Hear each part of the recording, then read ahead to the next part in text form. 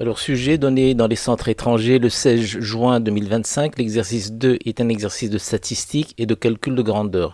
L'entreprise Transport Rapide doit livrer 5 colis. Le colis A, le colis B, le colis C, D et E.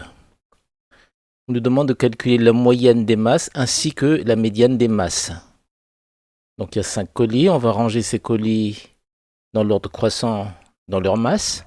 Alors la moyenne est égale à 2 plus 4 plus 7 plus 9 plus 11, le tout divisé par le nombre total de colis. Et la médiane des masses est, mais la médiane ici, c'est la donnée qui est au milieu, c'est 7.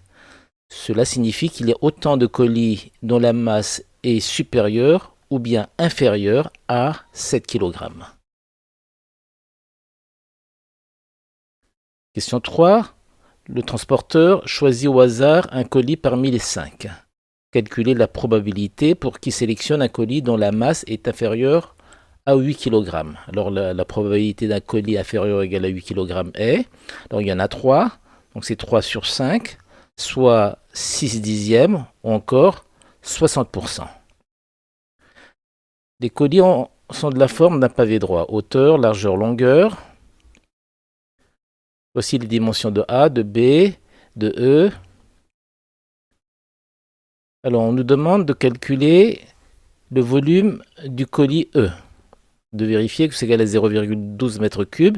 On nous demande également de calculer sa masse volumique. Alors, le volume de E, c'est égal à 0,5 fois 0,4 fois 0,6 égale à 0,12 m3. C'est ce qui était attendu.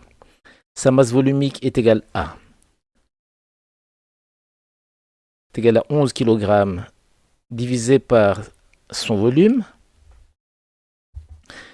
On obtient 91,7 kg par mètre cube et c'est ce qui était attendu. Question C.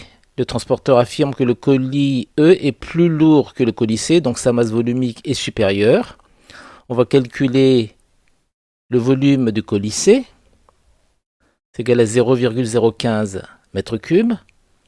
On va calculer maintenant sa masse volumique.